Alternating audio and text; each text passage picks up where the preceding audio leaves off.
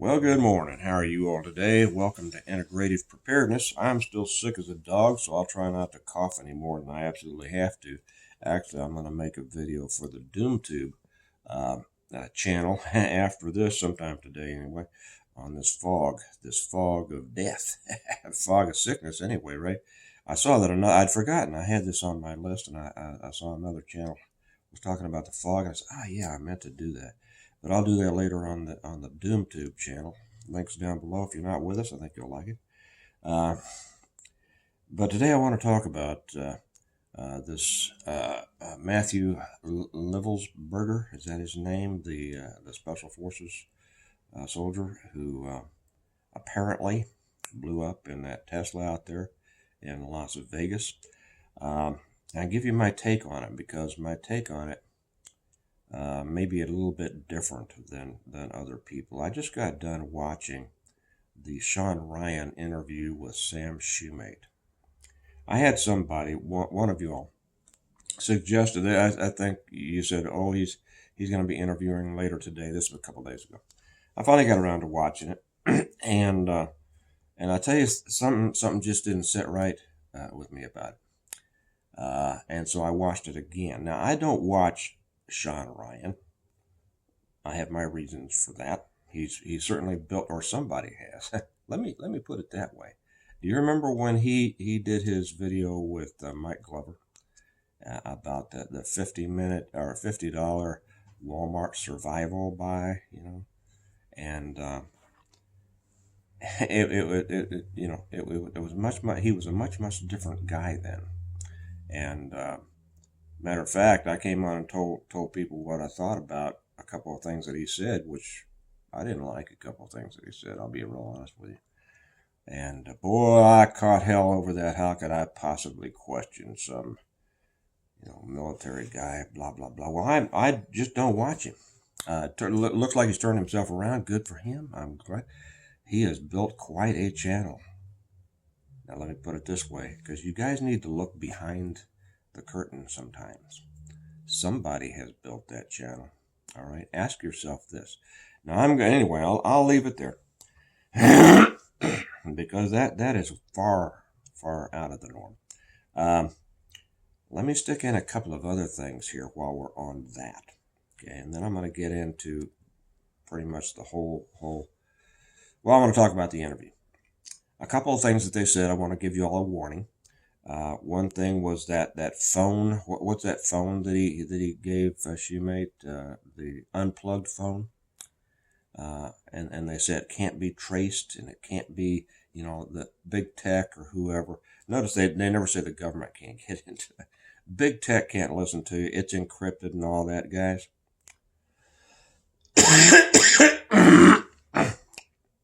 Don't fall for that stuff. They said something later on too when Sam Shoemate was talking about he got some email from Proton Mail, and Proton Mail is made out to be it's based in Switzerland, and their big thing is, it can't be hacked, it can't be the big tech, nobody can get into it, it's encrypted, all that stuff. Baloney, guys, baloney. The government can get into anything. Except maybe an iPhone. Remember how the feds had a hard time getting into an iPhone? Excuse me while I take a sip. Let me put it this way. If I wanted to know, and I'm surprised at how many people will fall for this stuff, but I'm an old spook, okay? So, and don't be misled by these people who come on to YouTube and saying, I'm a CIA spy and I'm going to tell you the secrets. Well, if I wanted to get all of the information from people who don't want their information gotten, okay, follow me there? What I do? I would come out with an email. I would develop an email. I would base it in Switzerland. There was another one that was based in Belgium years ago. And I'd tell people, okay, you don't want the wrong people sniffing around and getting into your emails and communications. This is secure, okay? And people would believe it, and then I just sit back and read everything that they didn't want me to know. Same thing with a phone. Okay, I'd come out with an unplugged phone or something like that and say that it's encrypted and all this and charge $1,000 for it. And okay, so a word to the wise, right? Probably most people won't heed that advice, but you ought to. So anyway, I watched this video of Ryan's, and I watched it twice because the first time through, things just weren't seeming right to me, and not some things about the story, but some things about the interview itself. From the very beginning, both Ryan and Shoemate were just overly dramatic about this stuff. And you know, when somebody's overly dramatic, it means they're trying to sell you something, right? So, I mean, through the whole interview, there were so many, you know, oh man, you know, when it first started off, so I'm giving you my opinion of what I observe in the people. And then I'll talk about what the content of the email and all that. And I'll tell you what I think the situation is with Livelsberger. And at the beginning, Shan Ryan told this guy, Shoemate, he says, I'm real nervous about this one, right? And the guy goes, I am too. Hey, guys with a lot of experience aren't going to sit around like a couple of, well, I mean, who sighs all the time, right? Nobody I know. None of my friends, we wouldn't sit around, and when we're talking about this, we don't sit around and go, you just talk about stuff, right? Okay.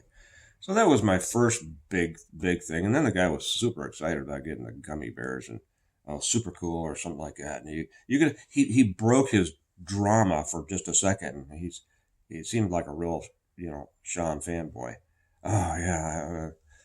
Well, to start off with, when Ryan started setting the stage, this guy was looking down a lot. Now, some of you have gone to these classes. I went to them a long time ago, where it says, oh, if somebody looks up and to the right, it means this, and somebody looks down and to the left, it means this, and all that kind of stuff. And that really, and some of us have used that to screw with people, interviewing us. And really, it's not that. It's not true. It's not true.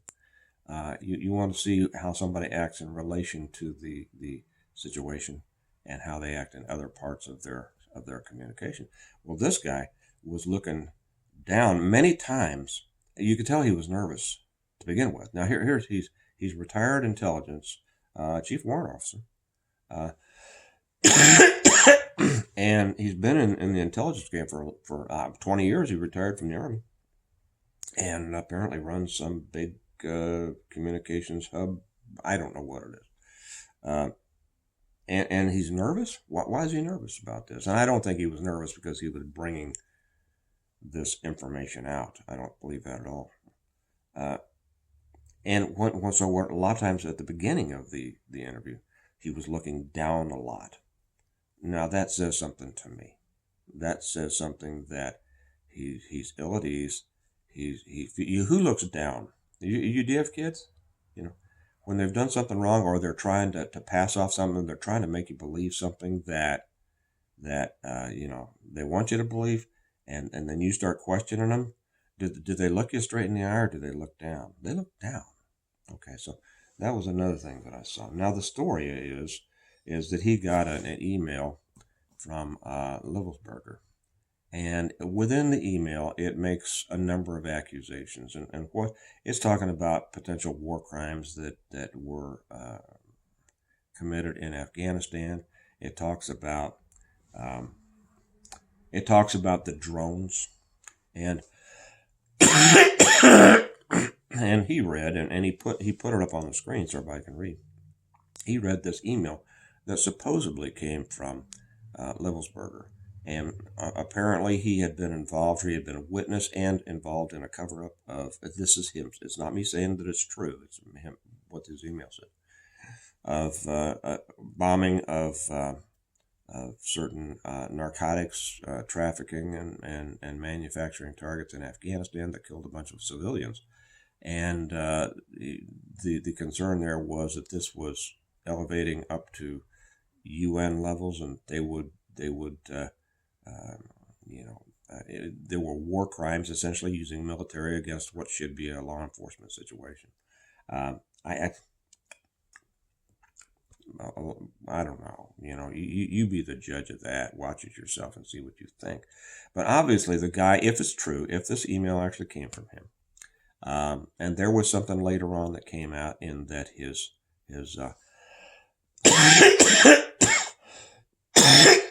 I'm sorry. I'll be talking about the fog of death later. That his information after the explosion, there was a communication sent out on one of his accounts in which the identifier number was changed. Anyway, you can watch all Shan Ryan if you want to. I watched it twice. I almost sat here and said, okay, I'm going to go through the whole thing. You know how these guys can, and I'm not that adept technologically. I would have loved to be able to put up snippets of it and then answer each one. I just don't know how to do it. And I was going to sit down and just watch it again and answer, and then stop it and answer each one, but I can't make myself watch it again. One more.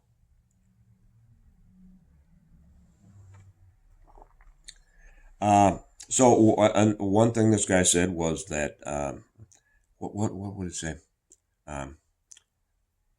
Talking about these drones were Chinese, and that they were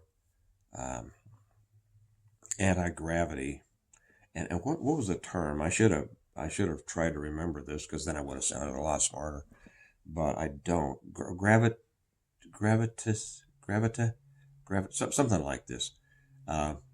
And he was talking about the use of anti-gravity in these drones, and they were Chinese, and that this was the greatest threat to national security and all that. Well, Ryan asked this guy about this term, and the guy says, this is just a term that's just used in science fiction novels and things like that. So, and I wasn't familiar with the term. It's gravitas something or other.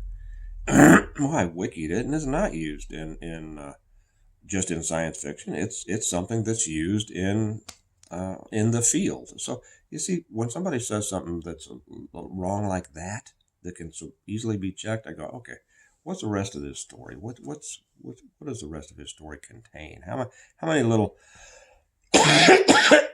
how many little snippets, false snippets, are being put together to try to create a story that they want to put out there because it sounds dramatic? And these guys were, they were dramatic through the whole thing. I've been involved in a lot of interviews, interrogations, things like that. And you don't sit around and you're not dramatic. And like I say, I felt like they were putting on a show, trying to make you get all worried about something. So anyway, I think that's enough of me saying that I was not impressed with the interview, and that it made me, the whole demeanor of it made me question what they were trying to get across. But go watch it yourself. Go read the email that Little's apparently put out, and then it turns out that he was on some show, and I think Ryan said that he got a call from. Because, well, first off, excuse me, the shoemate said he called somebody in Special Forces, and the guy said, well, no, nobody in the community knows this guy. Well, first off, if you call, I used to, as a part of something else I did, check out people's claims. I ran a magazine, and it was a martial arts magazine.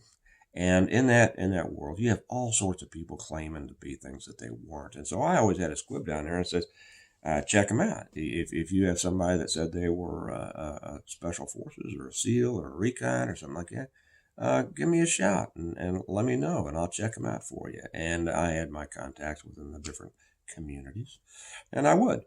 But the thing is that this guy said, I contacted a guy that I know, a Special Forces Green Beret, and he said nobody in the community knows this guy, this Livelsberger.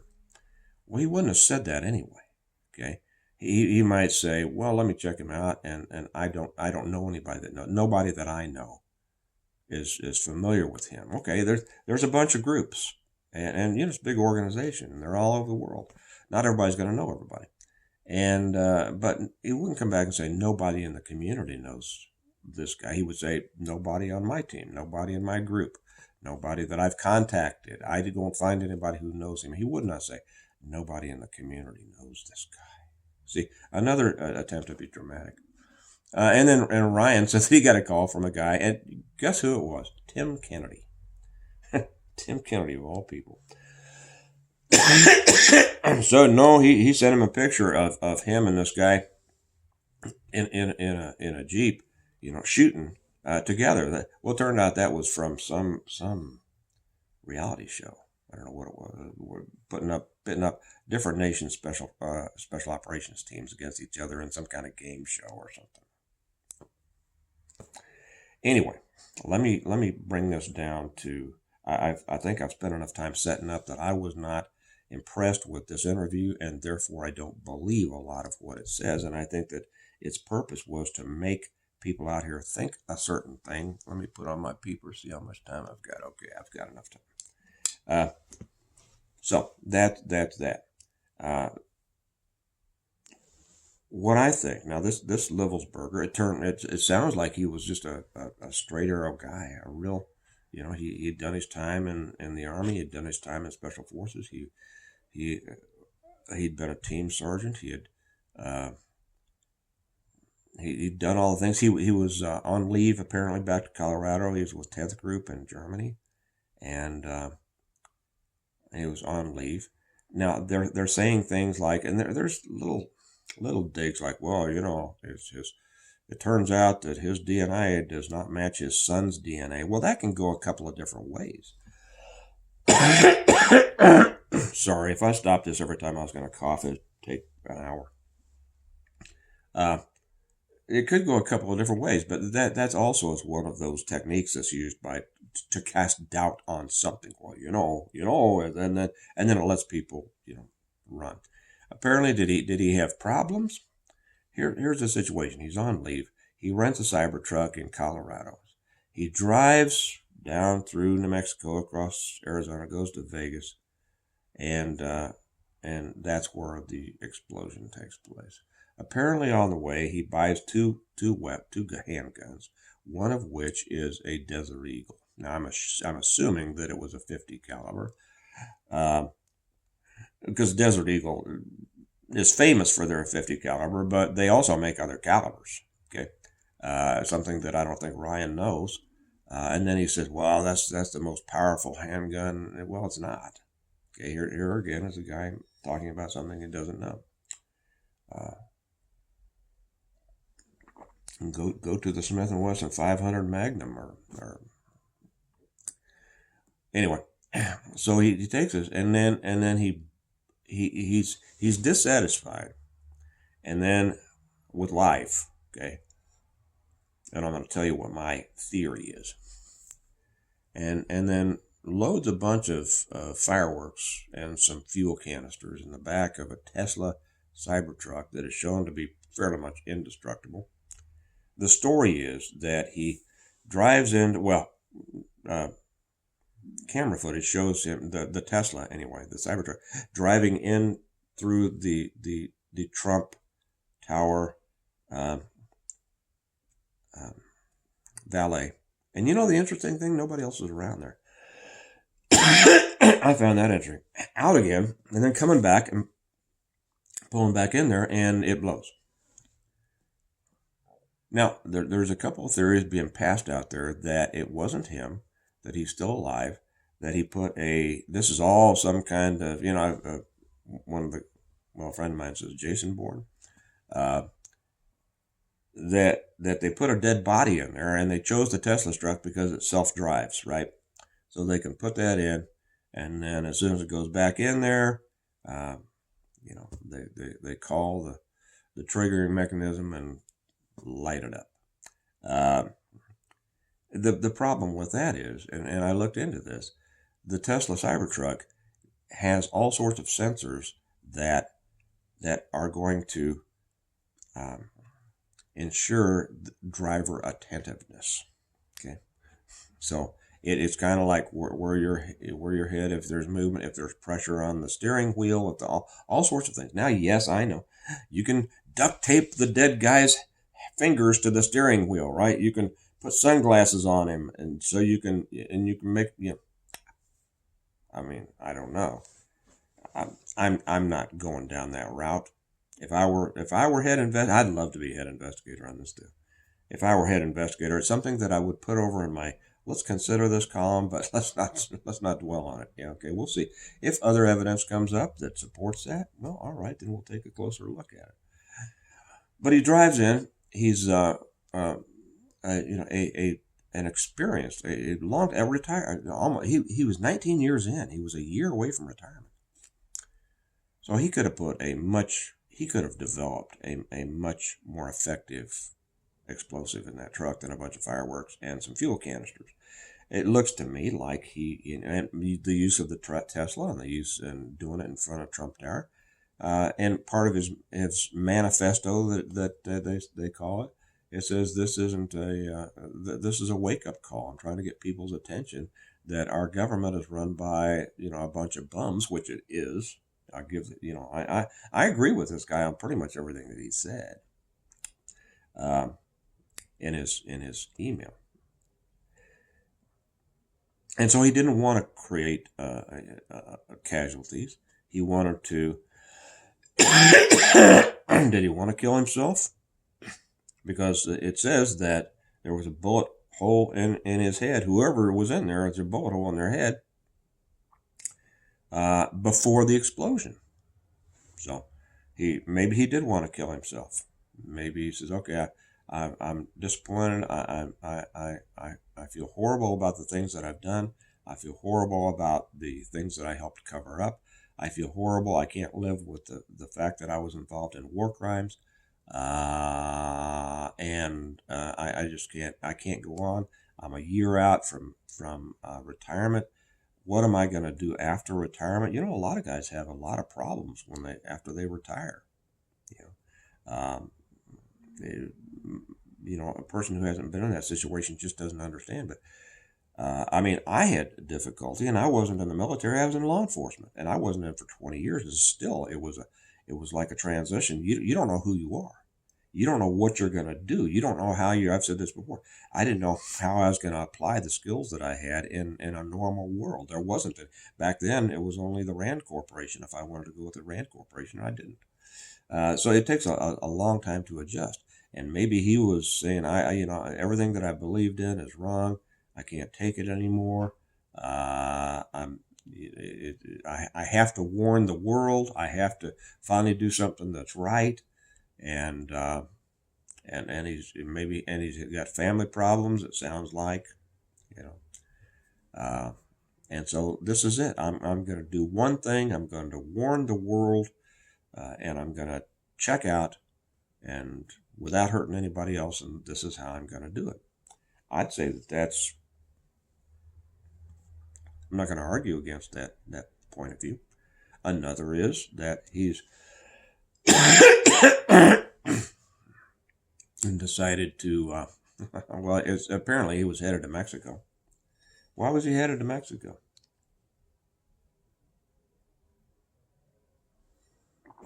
Well, number of reasons. I don't think we have time to get into that. You can figure that out. But if he was headed to Mexico, why would he say in his email that he was headed to Mexico? So if he was headed someplace else, he might have said he was headed to Mexico. Okay, this could be a big diversion. Maybe this guy just wanted to disappear. Maybe he's got things set up. He's obviously a smart guy. Maybe he's got money stashed somewhere. He's got his Bitcoin, somewhere. Great thing about Bitcoin, right? I mean, you can't carry a bunch of cash across borders, without taking a chance, but you can put up all your money in Bitcoin and then move wherever you want to and access all your money wherever you are. He could be on a mountaintop in his new hacienda in Ecuador, for all I know. I don't know. So I think those are the two possibilities. Either he just was consumed with guilt and didn't see a way forward. Because if there were some family issues there, that can be devastating. And most guys, to be honest, I mean, I don't know anybody who did that much time in special units that didn't have family issues. Simply because you're away, your life is so different. You can't tell your family. They can't relate. They get resentful. All sorts of things, and you're gone all the time. So that's it. Either he took himself out over guilt and failure to see a way forward, and wanted to send a message, making his last act, hopefully helping humanity, or he set this up and tossed his his military ID. Isn't it amazing though? How did they identify him? His driver's license, his military ID, and something else that somehow didn't burn. Didn't melt. The plastic didn't melt. It didn't burn. Had some singes around it, just like 9/11, right? Interesting. So either he did it, or hey, here's the juicy part. Did they decide? Oh, this can go a couple of different ways.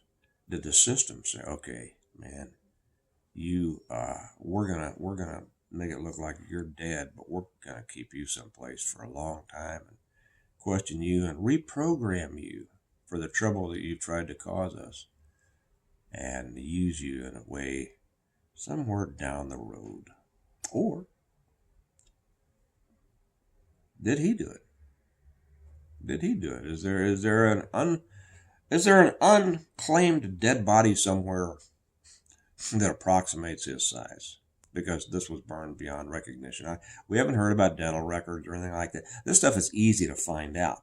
Okay, a decent investigation, which I'm sure this is going to be, they're gonna be able to determine exactly who this is, and all sorts of things. They're gonna know. Okay, they're going to know exactly what happened. Whether they're going to tell us is the big question, and I doubt we'll ever know. So anyway, I just thought I'd share that with you.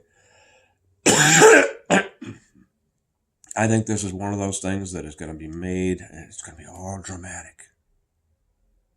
And I'm sure that this is going to be very interesting. But I just wasn't all that impressed with how it's being built up.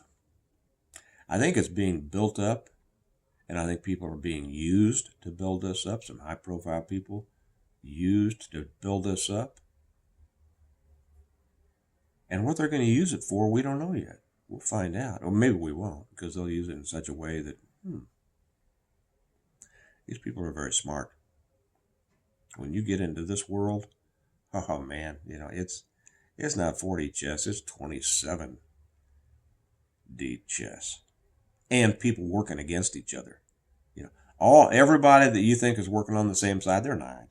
They're working against each other. They got their little internal conflicts and interdepartment conflicts and all sorts of things. It is a mess.